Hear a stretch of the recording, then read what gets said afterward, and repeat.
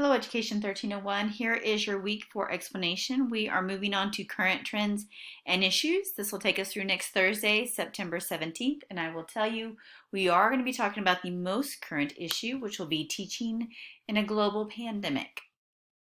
I have a student that took my intro class many years ago, and she just graduated in May from TWU, and she started in August in Prosper ISD being a kindergarten teacher.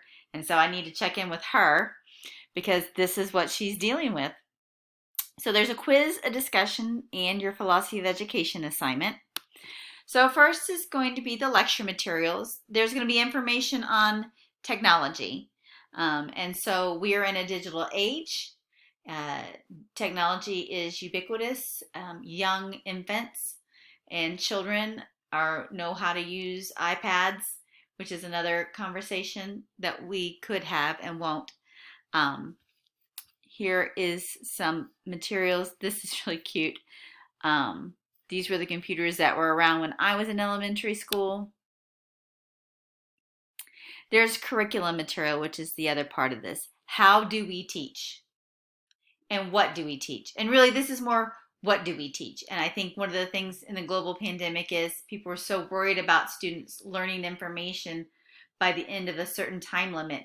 And I mean, is that feasible?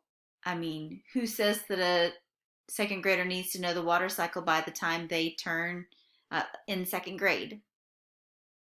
So it's that kind of thing of looking at, what do children really know? How do they really know it? Is it something that's going to be detrimental to them as grown adults?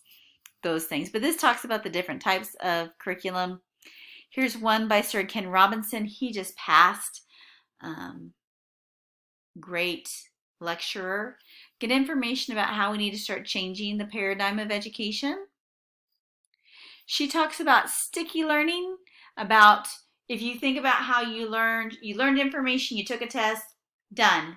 Then you moved on to the next topic, you took a test and learned. And by the end of third grade, did you remember what was taught in the first 6 weeks? Did you remember everything that was taught in the first 6 weeks? How do you get more learning?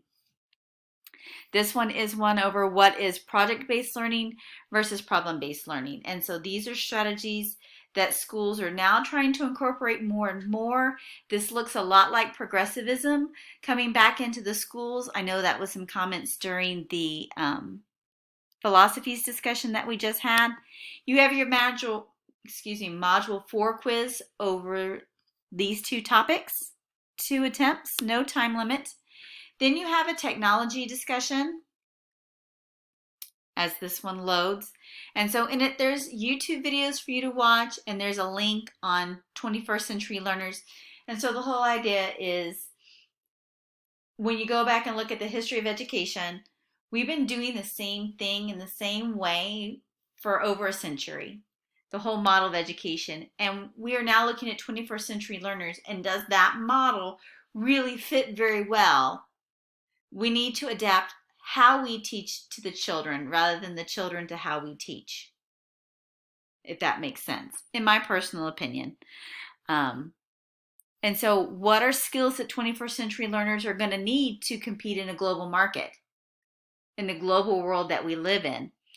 And so the whole thing is how do we get them to figure out what fake news is? How do we get them to be resourceful, problem solving, have patience, develop social relationships, things along those lines?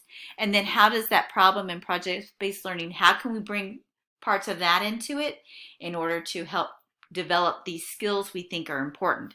And then here, what is happening right now? What are your thoughts about teaching in a global pandemic? And so we've got online learning, we've got hybrid learning, everything shut down in March, we threw everything online. And teaching online is very different than teaching face-to-face. Strategies that you need to use, how you use them. You know, there's some school districts where there are teachers who have students online as well as students face-to-face, and they're both suffering for it. So anyway, you can also bring in your thoughts about like all these pressures to take tests and kids are falling behind. And are they really falling behind? Or have we had unrealistic expectations of what kindergartners do need to be able to do by the end of kindergarten? You know, do they have to be able to read by the time they're 6? Do they have to be able to write to 100? Those different types of things. Or is that something that comes with time? You know, when you think about most 15-year-olds, they can count to 100. They can read. Is that something that's a true expectation we should have as 6-year-olds? So those are things to think about, things that I ponder. Last is going to be your philosophy of education. This is going to be how you think teaching and learning needs to happen. And so there's 3 big questions. What is the purpose of educating? And that will go back to your philosophy if you're more of a content teacher-based versus student-based. What are the students' roles and responsibilities? What are they supposed to do in the classroom? Are they just supposed to sit up and be sponges? Are they supposed to show up prepared? Think of those things. And then what's the teacher's roles and responsibilities and all of that? So those are the 3 questions I need to see answered in there. And then you're going to have to submit this to the Writing Center in order to be graded, because this is one of those things, of all the things that you're going to do in your 4 years of education, you're going to have to keep producing a philosophy of education. When you go to job interviews, they're going to ask you what your philosophy of education is. You're going to have to submit your philosophy of education with your job applications. And so you need this to look tight. You need this to be spelled correctly. You need to have the right grammar, because if you're submitting things to get a job and you don't have proper grammar, you have misspelled words, it doesn't make any sense, you're not going to get hired. So anyway, that's why this one is so important for you to get this into the Writing Center. And so you have to submit documentation that it has been sent to the Writing Center and you have received feedback from them before I will grade it. If you don't, the assignment will just get a 0. That's how important it is. So here's an example. And then of course here is the rubric. So I look forward to your thoughts on the discussion board.